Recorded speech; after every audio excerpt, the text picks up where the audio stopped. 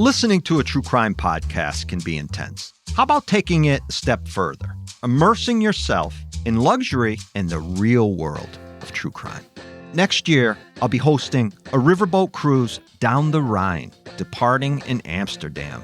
For additional information and to book your ticket, go to sailawaygrouptravel.com/truecrime before what I think is a once-in-a-lifetime experience sells out. A teenager heads out to the local mall, tells her mother she'll be home by dinner time. When the evening passes and no one has heard from her, a search begins. A day later, with a massive police presence on hand to help, a gruesome discovery sets this sleepy suburban New York town on edge, spreading fear, speculation, and accusation. After 5 decades of no answers, an infamous serial killer comes forward and claims responsibility. But is this psychopath looking to bask in more media attention before he dies? Or is he telling the truth? My name is M. William Phelps. I'm an investigative journalist and the true crime author of close to 50 books. I've dedicated the past 20 years of my life to helping families of the missing and murdered. Join me. We're crossing the line. When I think about the American shopping mall experience as a teenager, a few things come to mind. Hanging out at the food court, walking around and meeting up with girls and friends, and just getting the hell out of the house and being around people. The one thing that doesn't pop up for me is, well, shopping. That came later, as an adult. Loitering about the mall for a kid of the 70s, 80s, and 90s was a rite of passage, a main function of socializing during the pre-cell phone age. This week's case begins near the Nanuet Mall in Clarkstown, New York, which is north of the big city, Manhattan, west of Sleepy Hollow and Tarrytown, right along the Hudson River. Rockland County is suburban New York, with the more popular of the hamlets, as they are called, Nanuet, Nyack, New City, and Spring Valley, the perfect setting for the suburban 9-to-5er to raise a family. Nanuet is one of those hamlets where, although everyone might not know everyone, it has that same small-town feel. Anyone from this area will equate Rockland County with the old Tappan Zee Bridge region of the state, just across the river from the more poshy Westchester County. It's October 7th, 1974. The Nanuet Mall is just 5 years old and had brought to the area a boost of economic stability and even entertainment. With it came more traffic, of course, people coming and going in and out of the area, many of them from nearby New Jersey. 15-year-old Lisa Thomas is a frequent mall visitor, as are many of her high school friends. And why not? It's one of the only things to really do in town, and the kids need a place to go. For Lisa, the mall is convenient, directly behind her North Fairview Avenue home. Out her back door, a short walk into a wooded area via a cut-through path and ball field, and she's standing in the mall parking lot. Bamberger's is a retail outlet in the mall, and Lisa has been eyeing a particular blouse recently at Bamberger's. On that October 7th day, she decides it's time to head out and purchase it. It's a little after 2 p.m. when Lisa gets home from school. Lisa's mother, Barbara, is home and going about her daily routine. Lisa says she feels tired and goes to her room for a quick nap. Wide awake not long after, she tells her mother she wants to go to the mall now to get that blouse. So she asks Barbara if she wants to go along. "I need to finish hanging these curtains and start dinner," Barbara tells Lisa. "I don't really have time today." To get to the mall, a trip Lisa has made perhaps hundreds of times, she cuts through that wooded section between the Thomas house and the Nanuet Mall parking lot. All of Lisa's friends in the neighborhood follow the same route. So Lisa heads out the door by herself, telling her mother she'll be home before dinner. When 5 o'clock turns to 6, Barbara realizes Lisa isn't back yet, and she starts to get a bit concerned. Lisa is so good about calling if she is going to be late, but Barbara hasn't heard from her daughter since Lisa left somewhere near 2:30, 3 o'clock. Maybe she'd met up with friends, lost track of time, and totally spaced out calling home. No reason for Barbara to panic. Lisa can take care of herself. She'll be home soon. Clarkstown in the 1970s was not the sort of place known for crime. In fact, the town had never had a non-adult murder in its history. Abduction was not something residents thought much about. And for the most part, crime rates in general within Rockland County were low compared to other areas in the state and nearby New Jersey. Still, when 6 o'clock turns into 8 and then 9 p.m., Barbara and Lisa's father, Stanley, are now beyond worried. It is totally out of character for Lisa to just disappear, not call, and not come home. By 10:40 p.m. on that chilly October night, the Thomases call the Clarkstown police and report their daughter missing. Nobody, including Lisa's closest friends, has seen or heard from her.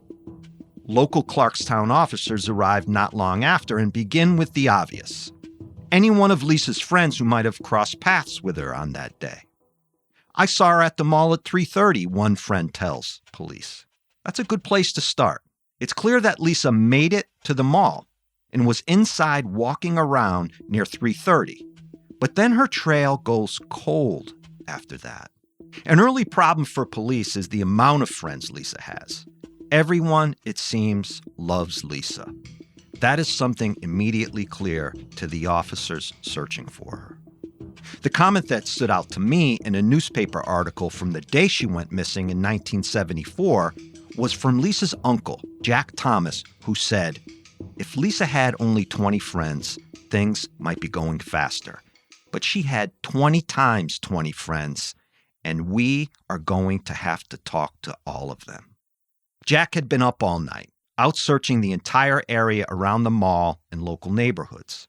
Many of Lisa's friends and family were now involved doing the same thing.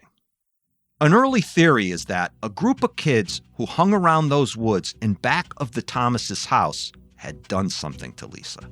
2 weeks before Lisa disappeared, the Thomases' house was broken into and burgled by those same kids, Barbara Thomas later alleges. And once Lisa heard, she confronted the kids about the burglary, expressing her anger, accusing them of the crime. The kids did not like the fact that Lisa had gotten involved, and it was clear there seemed to be some animosity among them. But look, had these teenagers been mad enough to get back at Lisa by harming her? Or, even stranger, holding her hostage? Police didn't think so. The Thomas family, including Lisa's two younger siblings, live in a common one-story red brick suburban home. It has a 2-car garage, and the back and front yards are kind of small. The back is somewhat secluded, a few blocks from the back parking lot of the Nanuet Mall. Stanley, a construction contractor, had built the home himself 13 years prior. Lisa has just started her sophomore year at Nanuet High School and had been overjoyed because she'd made it onto the high school's soccer team.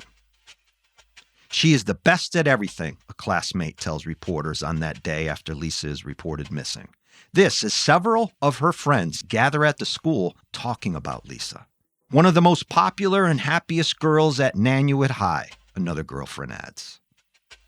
Lisa's dream, she had told anyone who'd listen, was to become a nurse, and she was working hard toward that goal. If our class had voted, she would have won for the nicest smile, most popular, best dressed, you name it, one more classmate adds. On that night, Lisa fails to come home. Stanley, Barbara, and several police officers search carefully around the immediate area of the house on Fairview Avenue. They were hoping, certainly, that Lisa had fallen or for some other reason had been unable to make it home. They follow the route Lisa would have taken to and from the mall. Lisa's sister had actually walked the same path Lisa had taken to the mall 45 minutes after Lisa, and she reports not seeing anything unusual or out of the ordinary. 15-year-old Lisa Thomas personified that teenage look of the 70s. Long, very thick brown hair, curly, flowing over her shoulders, blue eyes, fair complexion.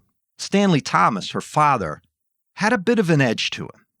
He worked his ass off to provide for his family, and his kids and his wife respected him for it. He'd started looking for his daughter that night when she failed to come home and had not stopped since. That next morning, Stanley is exhausted, like most out searching for Lisa. By mid-morning, they all realize that something doesn't feel right, and that the resolution they are all hoping for and praying for is not going to happen. What is clear is that there's no chance Lisa would take off and not contact them by now. I found it interesting that police tell the school's principal, where Lisa attends classes, not to discuss or disclose anything about her school life to anyone asking, which implies that investigators are likely working under a theory that someone at the school knows something, and that the less information made available will be a way to gauge truth-telling when they question students and teachers. Now, let's take into account the era, the 70s. Serial crime is not really a thing as of yet. Abduction fears are evident among suburban families, sure, but the idea of a serial offender lurking around, preying upon suburban city streets, plucking teens and young kids from their neighborhoods is not common chatter like it is today. Kids had much more room to come and go as they pleased without much parental oversight. That helicopter parent we all know of today was definitely not part of life then. Parents wanted their children out of the house, playing, riding their bikes, hanging out with friends. Stanley, along with a group of neighbors searching for Lisa, are focused on a section in back of the Thomases' house on October 8th, mid-morning. They're going back through areas they'd covered the previous night. Stanley heads out to that path Lisa had taken. He begins walking slowly through the thick brush, tall grass, wooded areas, and dirt paths, looking for any sign that his daughter had been there. Stanley is a strong, resilient man.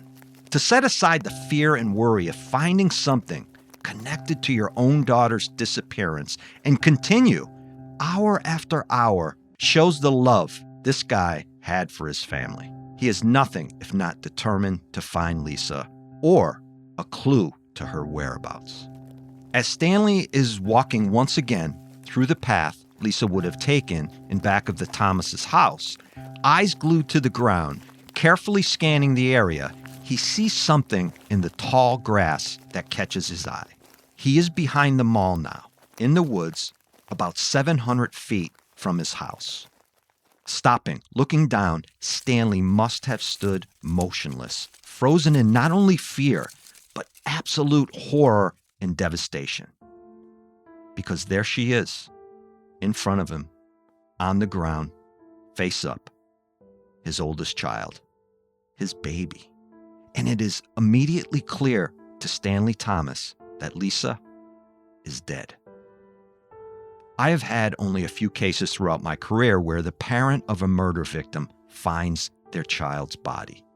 And I do not know how they manage to go on afterward. It has to magnify the tragedy and pain tenfold. You search and search for your daughter, and then as you come across a path, there she is, in this unnatural state of death you should never have to see. Our kids are supposed to outlive us. That is the natural order of things. But here now is Stanley Thomas standing, staring down at his dead daughter. And what's clear to him from what he is looking at is that Lisa died an extremely violent death. Let's take a quick break here.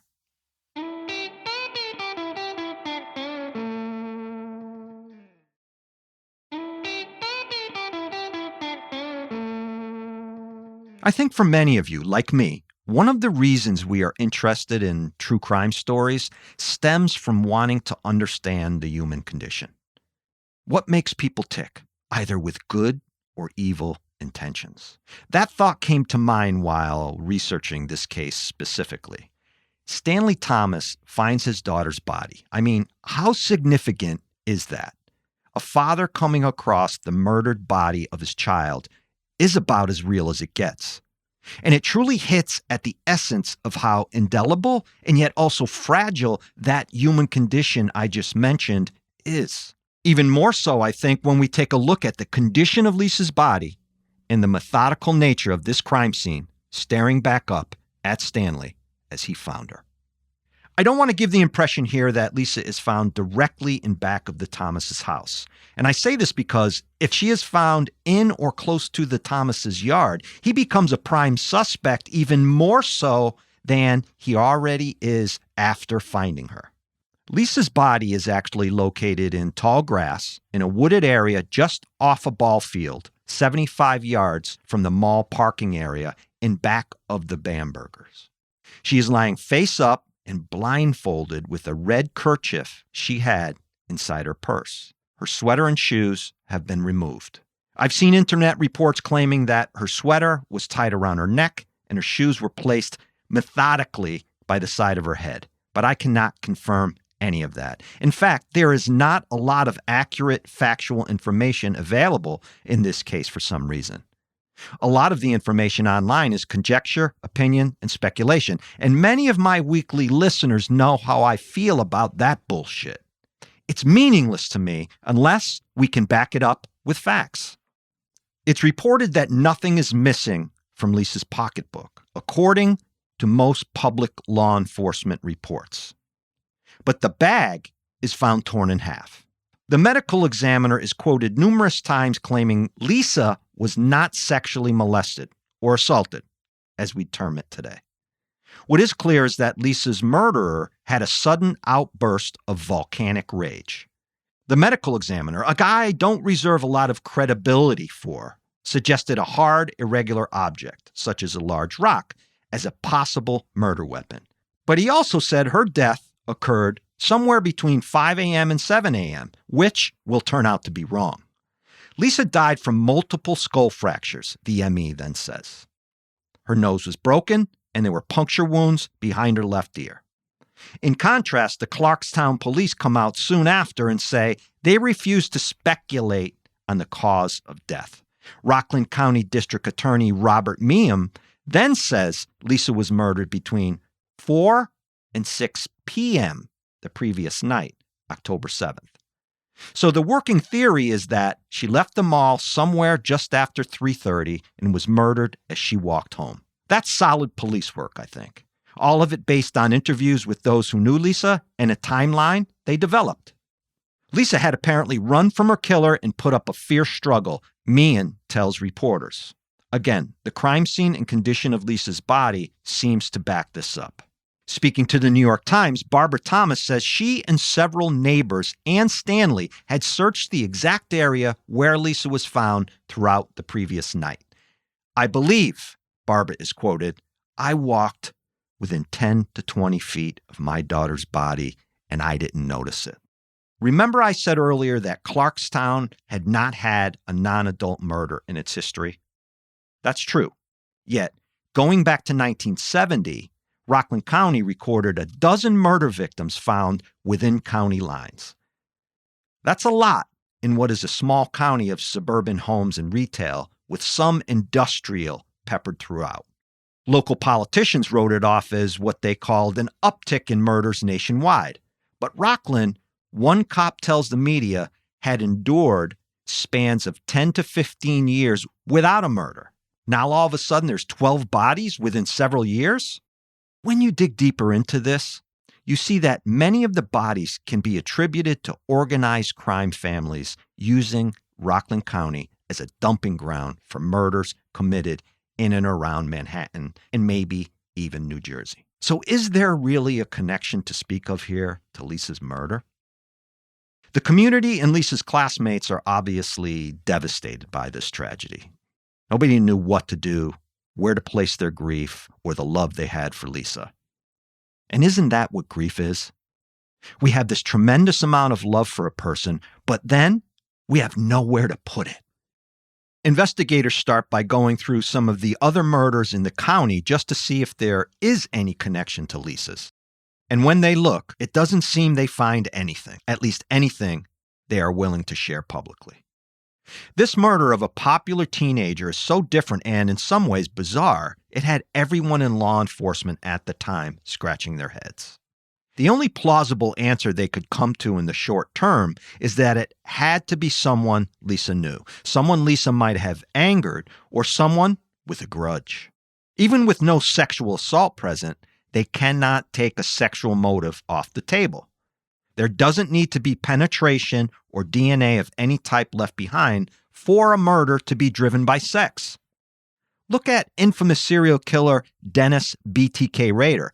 He never raped any of his victims, but most of his murders were driven by his twisted sexual fantasies. So that motive has to stay relevant in Lisa's case until it can be ruled out completely. Throughout the years, and we're talking decades here, investigators interview more than 200 people connected to Lisa's case, and they don't seem to come up with anything. In 1987, Stanley dies. He is 50 years old. One would have to think that finding his daughter's body and losing her so tragically certainly contributed to his death. Barbara carries the justice torch. She lobbies anyone willing to listen to help search for her daughter's killer. She stuck with her original theory that Lisa got involved in some kind of a dispute in the neighborhood, and those boys who broke into the house were so enraged they killed her. I'm not convinced of that scenario. Kids don't normally stage a scene, and Lisa's murder scene was methodical. The kerchief around her face nags at me in this regard. We know that killers who block the faces of their victims with a blanket or some other way generally have a very personal connection to their victim and have a hard time looking at them. Or they are expressing a quick whisper of sympathy by trying to make the victim comfortable. We see this when mothers kill their children, fathers kill their children. But then a killer or killers could also do this to throw off investigators. So we need more information. I am certain there are aspects of the crime scene police haven't released, and that is likely where we would really see a profile of a killer starting to come together. Most detectives who investigated the case over the years or studied it believe Lisa was murdered by someone she knew. And the case has certain hallmarks of this theory, but as I said, not exclusively. As the investigation moves forward into the 2000s, it trickles out that Lisa had a boyfriend who went to nearby St. Agatha's School, and that the area there between the Thomas's house and the mall parking lot was a noted spot in town where kids used drugs and the local troublemakers congregated.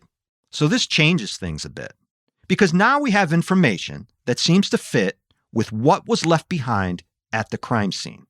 Still, I have to believe that had a group of kids done this to Lisa, by now, 50 years later, someone would have talked, blabbed about it in some drunken stupor, or there would have been some evidence discovered leaning in this direction. A group of murderers always have one weak suspect who cannot keep his mouth shut. Then, as the case seems to be stalled and headed for the unsolved cold case dusty vault, with several groups of investigators reopening it throughout the years and not getting far, two men come forward and confess to murdering Lisa Thomas. I'll get into that after a very short break.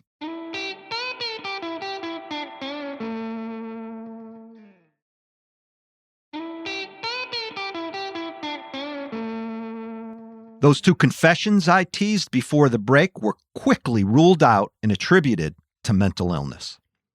Both suspects could not come up with any tangible, substantial information or evidence to support their stories. It's hard to believe, based on the seemingly methodical nature of Lisa's murder, not to mention the extreme violence involved, that no one has been arrested for this crime. It seems to have all the elements of a murder you'd expect to find trace evidence or perhaps even DNA. But after retesting everything in 2010 and taking the case through a rigorous reinvestigation process, re-interviewing scores of people from back in the day, nothing happens. And that is just sometimes how these things go. It's no fault of investigators. They can only work with what they have. We need people to come forward one of the detectives working the case in 2011 tells local reporters. I think by now anyone willing to share information about the murder would have come forward. Of course, with cases this old, people die, move away, and nothing happens for law enforcement because you've hit a roadblock and done all you could. The hope that the DNA gods can swoop in and solve it is about all you can hang on to. And yet, the case is not without a shocking twist here at the end, which does come with some controversy and a warning from me to be careful what you believe when a psychopath speaks. Noted serial killer Richard Cottingham, known more by his Hollywood nicknames, the Torso Killer and the Times Square Killer, steps forward in 2022. He tells author and investigative historian Dr. Peter Vronsky, who had been interviewing Cottingham for a book and documentary, that he murdered Rockland County resident Lorraine McGraw, a mother of two. Lorraine was in her mid-20s. Her body was found by hikers in the woods of South Nyack 4 years before Lisa was murdered. Then, almost as an afterthought, Cottingham mentions, "Oh, yeah, I also likely killed Lisa Thomas." Of note, Cottingham claims to have killed over 100 people. I think this is total bullshit from a guy facing the end of his life and craving one last media burst for being the most prolific serial killer. I just wish sometimes these guys would shut up and fall silently into the flames of eternal sleep. But they just cannot help themselves. Cottingham, according to an email he sent Vronsky in 2022, shares a few details about Lisa's case, writing, "I believe this one occurred in either 1972, 3, or 4. It would have occurred within visual distance of a mall either in Suffern or Nyack, New York. She was a white girl in her teens. She may have been coming from the mall." Convenient, right? Cottingham had a girlfriend named Lisa then. He alluded to the idea that this girl he killed near a mall could have had the same name. Quote, "I kind of remember her putting up a good fight, which surprised me. And because of that, we didn't get around to having sex. She wasn't a sex worker, and it happened during the day, probably late morning." Let's dissect what he said a little bit. Cottingham is a rapist, and a fight from a young girl would not have stopped him from raping her. In fact, it would have excited him. In addition, he mutilated his victims. He did like young women and young girls. I'll give him that. He did kill in New Jersey and New York. He did, though, prefer sex workers as his chosen victim. And his carefully scripted, vague recollections, I think, are designed to kind of give the facts without sounding too much like he'd read the newspaper articles about Lisa's case. Prosecutors accept Cottingham's admission for killing Lorraine McGraw, but they do not accept his admission in Lisa's case. Good for them.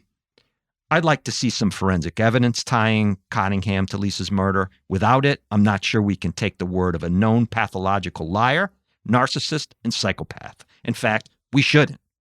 Sadly, Lisa's mother, Barbara, died in 2020 before she was able to see justice she fought so hard for throughout most of her life in her daughter's case. I want to thank the person going by Concerned Citizen who wrote this one in and suggested I cover it. Please subscribe to Crossing the Line wherever you get your podcasts. Don't forget to leave a review of the show, especially on Apple Podcasts.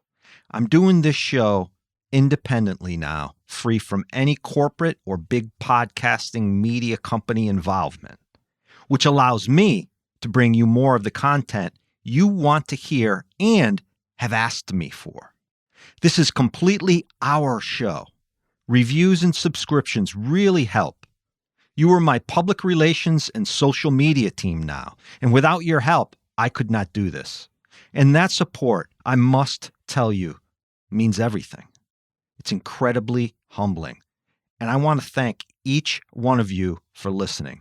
We can grow this show together, which will allow me to do even bigger things with it. Remember, you can find new episodes dropping every Wednesday night. If you go to crossingtheline.biz or mwilliamphelps.com, you can contact me there to suggest cases or just say hello. And look for me across all social media platforms at M. William Phelps. That's the @ symbol and my name, M. William Phelps. I'll be back here next week with a new case. And you know what I'm going to say next. Be safe, be aware.